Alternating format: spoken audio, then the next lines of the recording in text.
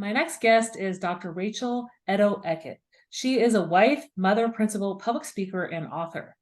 With decades as a teacher and leader in public education, she's earned a reputation as a strong instructional leader, passionate educational advocate, and dedicated mentor.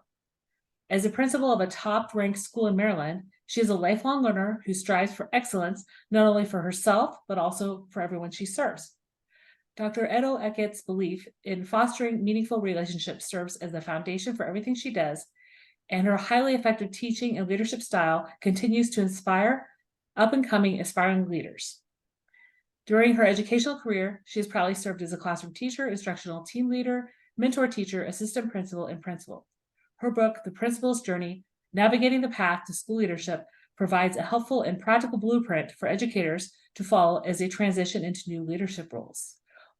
Dr. Edoho-Eket has a BS in Early Childhood and Elementary Education from Temple University, an MS in Curriculum and Instruction from McDaniel College, and a doctorate in Leadership and Professional Practice from Trevecca Nazarene University. Welcome to the podcast, Rachel. Thank you so much, Dana. It's great to see you today. Well, thanks so much for coming on. I listened to your podcast episode with Principal Cafelli, and I really liked to hear about your passion for leadership and your background story. But we'll start off today with the question I ask everybody. Tell me about a time when you were in the trenches and managed to crawl out. So that's a great question. I began my principalship career during COVID-19. So I'm going to say that was the trenches. In the beginning of the year, in that fall, everything was perfect and working really well. And then, as we all know, right around that March timeframe, we all received that call that says, we'll see everyone in 2 weeks. So I gathered the staff together and said, we'll see you all soon. Take your computers home with you. And the rest was history. I did not see the staff again for the remainder of that school year and the beginning of the next school year. And then that following springtime was our first time we started doing hybrid learning. And then that following year, we came back all together and in our district masked. And then the last year was one where I would consider the most normal year, where everyone was back to school as normal. So part of the trenches for me was figuring out where did I fit as a new principal experiencing COVID-19? How could I work with my staff and my students and community members to lead through that time? It was a very challenging time. I did a lot of soul searching to determine if this job is really what I thought it was going to be. And if it was, or if I wasn't, how could I make it work to make sure that I was still being successful and that my students and their families and staff members were still being successful. So I would say that time was very challenging, but it was extremely helpful to remember my why. And my why is serving students and helping them achieve.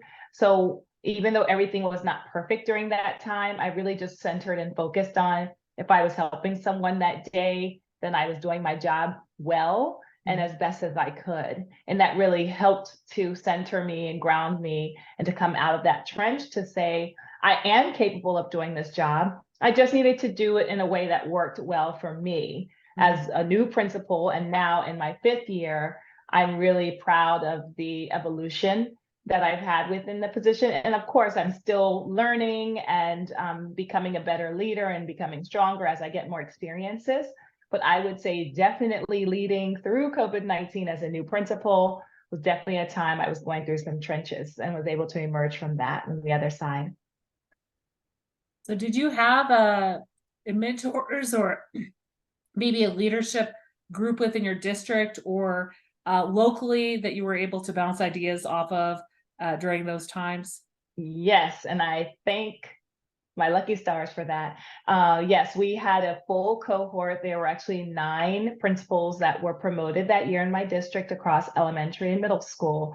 And each of us met that year for new principals for cohort meetings. Now, we started in person. We ended up virtual because of COVID-19, but we have remained a very tight-knit and close community of leaders. And we did receive professional learning from our district about leadership. But the most important thing I think to come out of it was the relationships that we fostered with each other as new leaders. We're all still extremely close. We still have our group chats. We still check in with each other. And we really have grown together as leaders. So that was a really positive time, which I'm very, very thankful for that support. Yeah, I think it was difficult for any principal, let alone new principals, Yeah. and the fact that you already had forged bonds with these other new principals in the district really helped you get through it. And I think, like you said, you were dealing a lot with that imposter syndrome, making wondering if what you were doing was the right thing. But I think everybody, especially leading a school from home and not seeing your students, right? Everybody had that feeling of really, am I doing everything that I can do for my Yes. community? So Yeah. so let's talk a little bit about your book, The Principal's Journey. It was published in February of last year. What led you to writing it? And was this something that you started during the pandemic, or had it gone back several years prior? So I've always wanted to write a book. That was something on my personal bucket list. I really was interested in writing about leadership. I just didn't know exactly when it was going to happen. But yes, I always had the idea to write a book about leadership that's, in education world. I have read a ton of educational leadership books. Principal Capele is one that you mentioned. He has a lot of books that I had read in preparation of becoming an administrator as both an assistant principal and a principal. And I really liked the way that his books were structured, in the sense that they were quick reads. You could go in, specific chapters and really dig into the content that you wanted. So yes, I always wanted to write a book. And I would say one of the catalysts for me was when I completed my doctoral program. So during that time, I was writing my dissertation for about 2 years. And that really helped me develop the discipline to be a writer. So once that process was over, I was promoted to the principalship because I was doing my doctorate program while I was an assistant principal. And certainly during COVID time, there was definitely not a lot of time to write, but it still was on my mind as having it as a personal goal. And I, again, in the back of my mind, realized, well, I had already written a dissertation before. So I knew how to write a good amount of writing about something I'm passionate about. So it really was last year where I committed to writing. I called a couple of my friends who had already written and published books before, self-published. And it just kind of started with a cold call to ask them how did they do it. And once I learned the process, it was very easy for me to get started. I started certainly with writing, my prelude, and just thinking about what my purpose was. And my purpose for writing the book was I wanted to help people become assistant principals and become principals. In my district, there's a lot of people, and really across the country, there's a lot of people who want to become school-based administrators.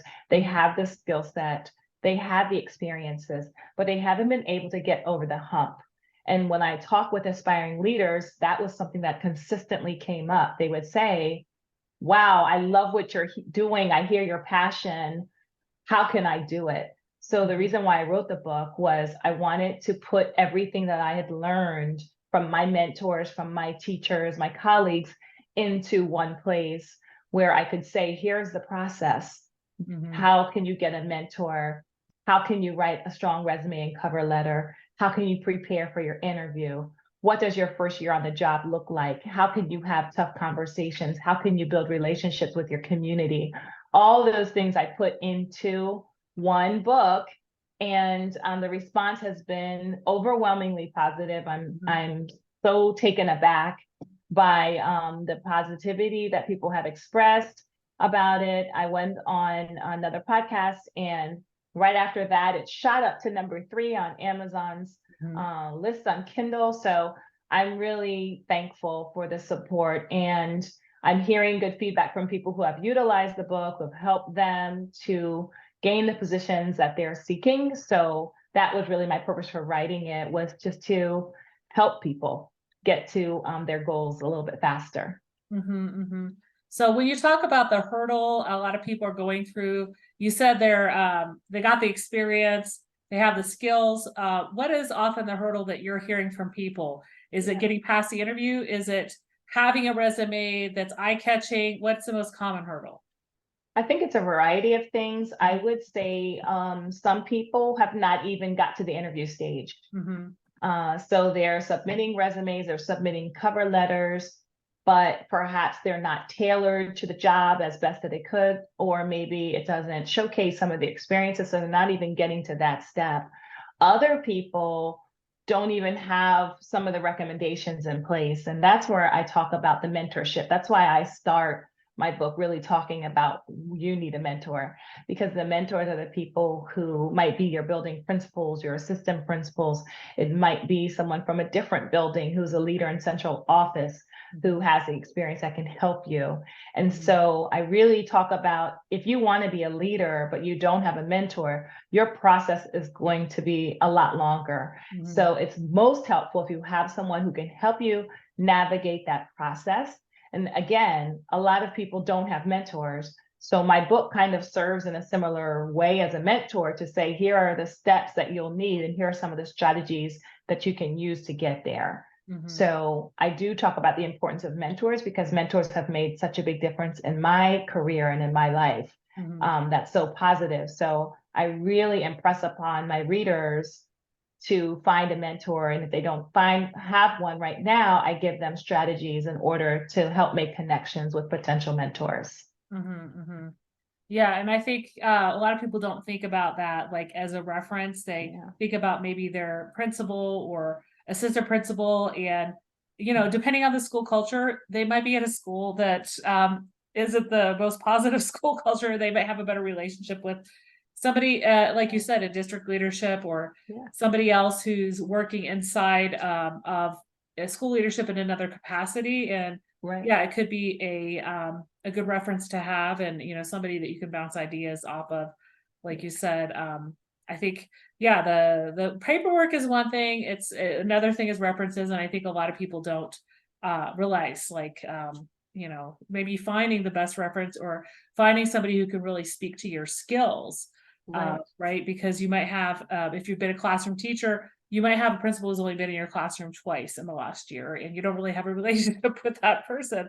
So they can't really speak a ton to everybody's skill set. So yeah, that's really important.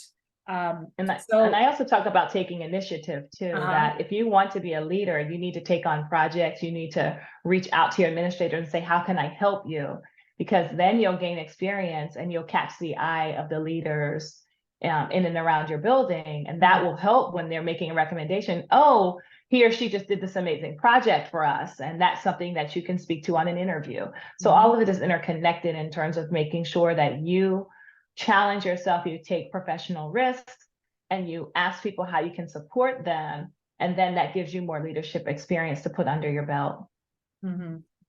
do you see, maybe since you entered the principalship, since around COVID, is there an explosion of people wanting to get into school leadership, or has it remained pretty consistent from when you took on getting the principal licensure and all that?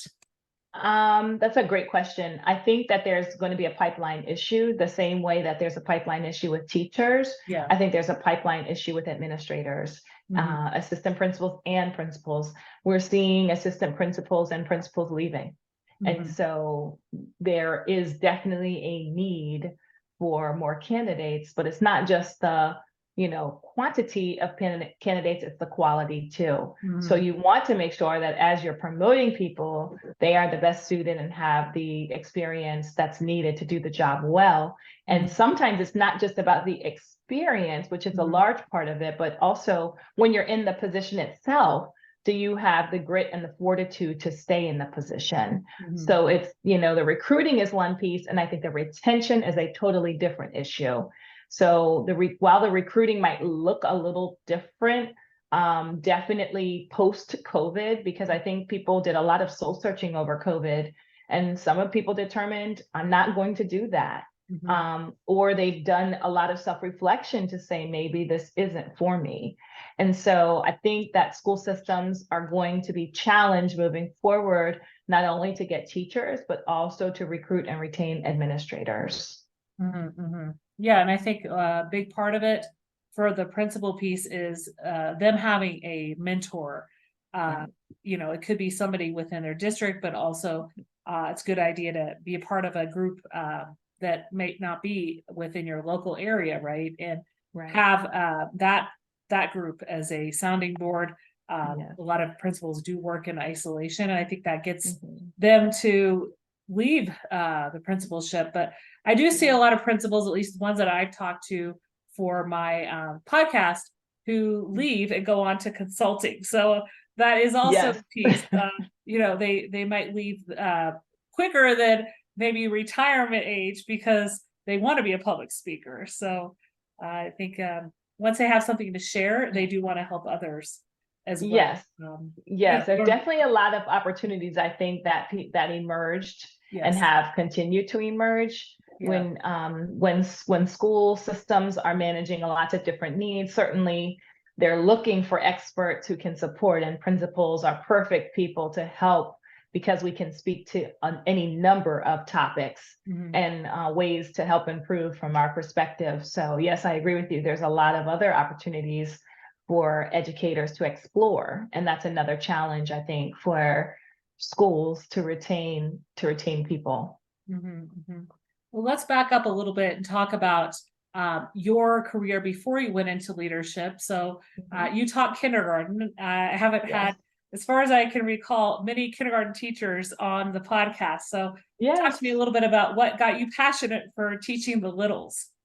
Yes, so I totally adore my kindergarten students, and I really enjoyed teaching kindergarten. I taught kindergarten for almost a decade. That Mhm, was the majority of my teaching experience. So I agree with you. It's not very common to have a principal coming out of early childhood. And that is something that I wear with a badge of honor because early childhood teachers really teach those foundational skills.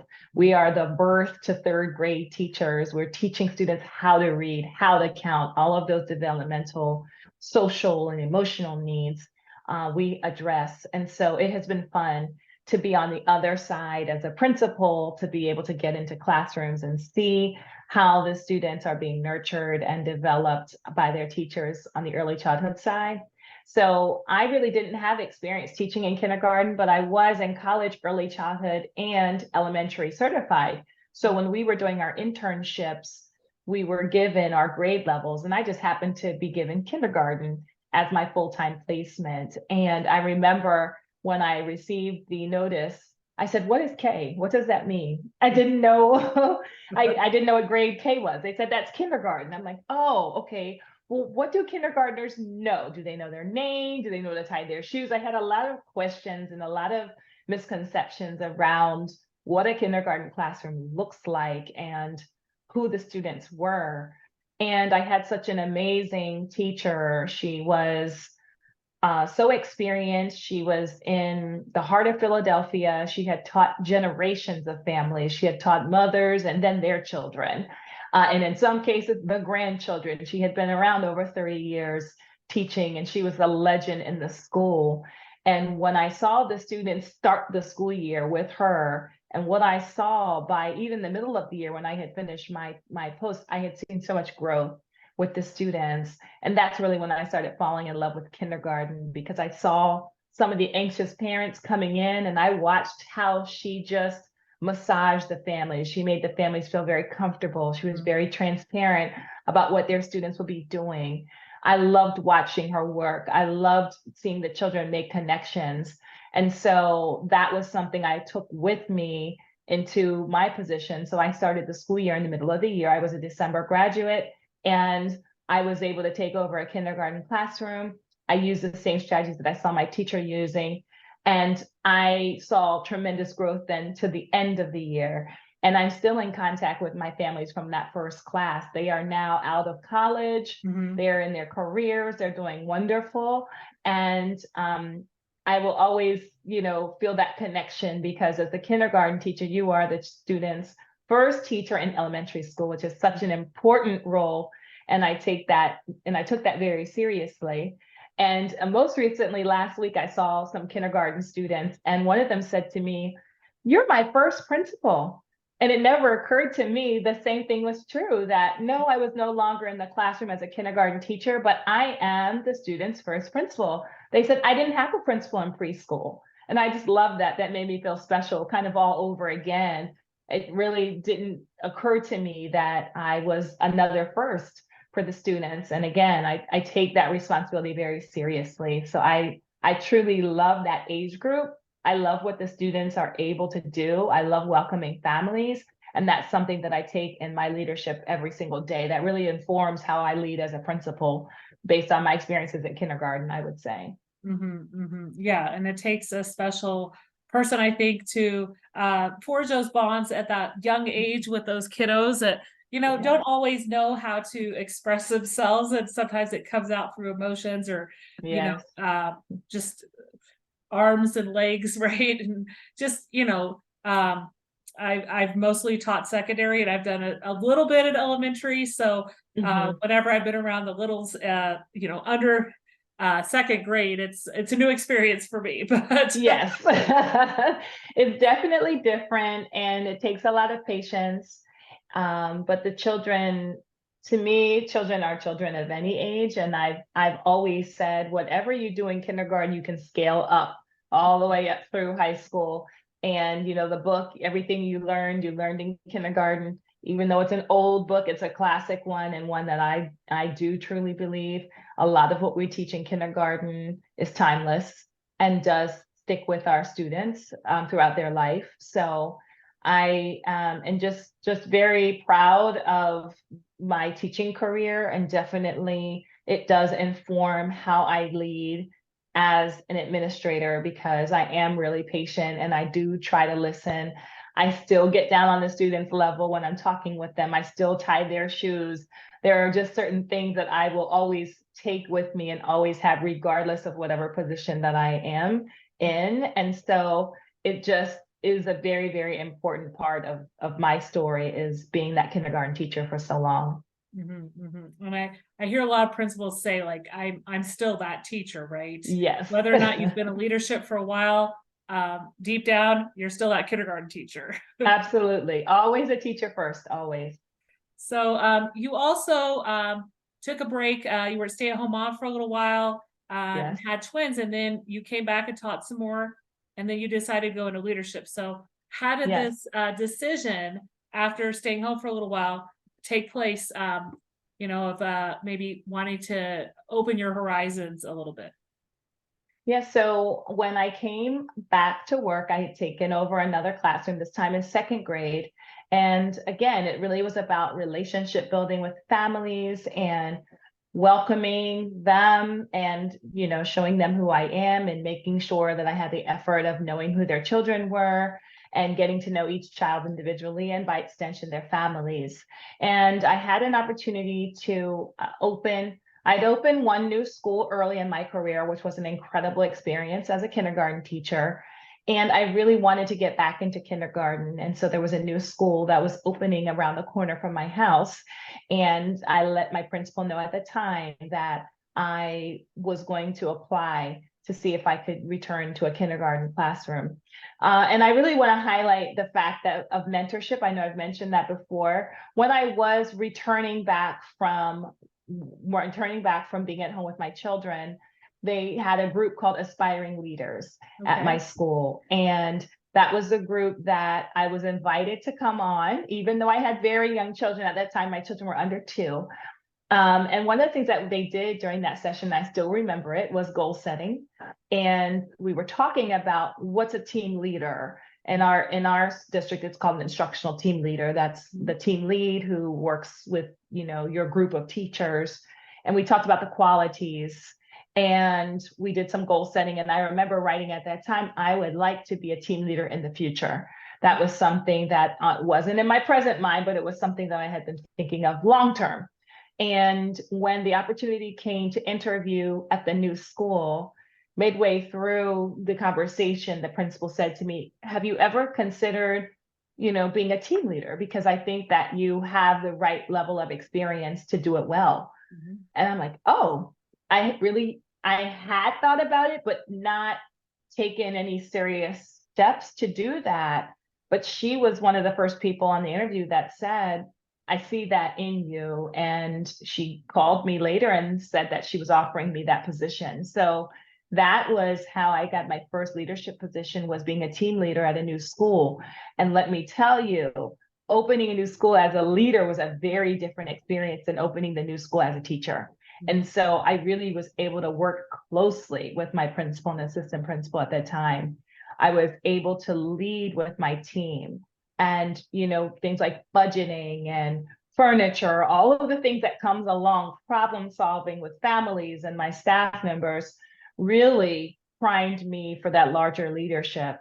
And again, it was my principal at the time who became one of my greatest mentors, who said to me very early in the school year, have you ever thought about administration? I see that in you. I could see you running a building. That's what she said. Rachel, I can see you running a building one day. And I said, nope, I don't want that. Thank you. I like what I'm doing now. Uh-huh. And she just, said, okay. And she continued to give me opportunities. Rachel, can you organize this? Can you follow up with the parent about this? Can you do this? All of these things were happening. And I didn't realize at the time they were really preparing me for that assistant principalship. And she was awesome mentor for me, because she was someone who was so competent in her job as a principal. She had so much experience, but she was also very vulnerable, and she was always asking for feedback. And that was something I really hadn't had a relationship with a principal where they had asked me, what did you think about this meeting? How do you think it went? What could I improve upon? I've never had a principal ask me that. And so it was powerful for me to have that modeled as a leader, because I'm similar in that way now in my role. I do ask for feedback. I do try to make improvements with my staff. I do pre-meet with them. Okay, let's get ready. How can we best approach this parent or this issue head on together? So she really made a big impact on me by just asking the questions. Have you considered doing this? Sometimes it's just a simple question that can change someone's life. So I'm extremely thankful for her mentorship and her leadership example. And I've heard that from others, that it's something they don't see in themselves until somebody else sees it in them and guides them along the path to, like you said, get that experience that you needed as that team leader, although you didn't see yourself as a team leader to begin with, but you were given those opportunities. Right. Yeah. Exactly. That's the power of, I think, having the principal's talent spot and really bring people in who may not have considered that as an option. Some people know they want to be a principal. I did have colleagues like that. I'm going to be a principal. I grew up knowing that. Yeah. Well, that wasn't my story. I wanted to be a good teacher. And it took some encouragement for me to see myself in the role, whereas other people might already see that in themselves and have that goal. So you're not the first person in your family to get into education. You're a third generation educator. So who are people in your family who've had influence on you, especially as you were starting out in teaching? So yeah, my grandmother taught in the Baltimore City public school system and was a librarian for 30 years. My aunt was a music teacher and taught in my district for 30 years. My mother has her degree in education, and I myself am now third generation. So I'm really thankful for the influence of those women in my family. They were all incredible in their fields, and I looked up to them as children, and I still model and think about some of what I learned from watching them, even as a young child, setting up their classrooms. And, they would be in meetings, and I would sometimes be in the hallway or in their classrooms, getting ready, making materials and things. So I really cherish all of their examples. We actually did not have any administrators in our family, so I'm the first principal in my family. So that's a legacy that I'm proud of as well. But I definitely have always wanted to be a teacher because of their example. So when you helped them out in the classroom and in the library, was that then from a very young age, early elementary? And you kind of realized at that point that this is a career you wanted to take on? Yes, every summer I would go over to their schools. They would drive me, we would have lunch, and we would do bulletin boards. They would give me their old grade books, and I would take those home and start pretending like I was grading. Attendance sheets, I had all their old binders. I would line up my dolls and have a little chalkboard and teach them their ABCs. I was all about it. I loved the pointers, all the things that they would give to me that for them were probably throwaway things. They were very important to me. So yes, I loved having teachers' materials as a child. I love pretending to teach people. I was a little bossy as a kid, so it worked. I'm sure I played with my friends being a teacher as well, and they were students. So yes, that's something that I've always been passionate about doing. Well, now in the principal role, you use kind of those teaching skills in a way of mentoring people who are wanting to get into leadership. You told me it was mainly on site, but if maybe listeners want to reach out, you would be available. Tell me some of the, I guess, is it more of a cohort? Is it individual mentoring? And how do you approach, do you use a lot of the things that you learned from your mentor, or is it kind of tailored to the individual? Yeah, so I'm currently mentoring 4 people, and then I have other people that come and shadow me periodically who are coming from different schools, but 2 of the people are within my current school. And so it does look different because one of them is a teacher in my building. So she takes off time to shadow, and then we meet every 2 weeks as a part of her program and the internship, and we do different tasks. And then the other one is our leadership intern. So she does work closer every day with me in the role with our assistant principal. So yes, I would say it is more tailored depending on the needs, but I always am trying to be communicative and transparent about whatever the situation is. So we talk a lot about policies. We talk a lot about relationships. I try to model knowing all the students' names in the building and, being that helpful, friendly presence. If I don't know something, I'm not going to say I know everything. I'm going to say, here are the people that I will call when I don't know something or when I need support, so that I never want anyone in leadership who's coming up to feel like they have to do it alone. It's very important that we understand that we're teams of people. And when you hear different perspectives, all of it can be helpful in helping to improve situations or solve problems. Yeah, and that's great that you're able to help both a few people from your school and also others from other schools.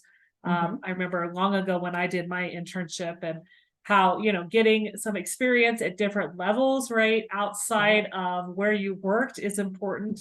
So you can get a feel for a different type of school and how it's run and other people's perspectives. Definitely, yes. Well, we've had a great conversation today talking about how you got into teaching, your career, and how that led to leadership and writing your book. Out of everything we've talked about on the podcast, what's one thing you'd like listeners to remember? Really just continue to improve, set your goals, and work with other people who can help you get there. So I really want to impress upon people that this is an excellent job. It's a challenging job, but it's one that can be done with the right supports and having the right attitude, meaning that that everything isn't necessarily going to be perfect, but just focusing on helping people as a part of your daily work makes all the difference. Well, where can people connect with you and find you online? Yeah, so I would love for people to come on Twitter. Twitter is simply at my name, Rachel Edoho-Eket.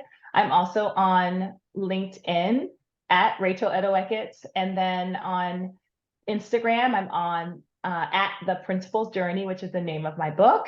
And so you can just connect with me any of those ways. I'm really looking forward to meeting you.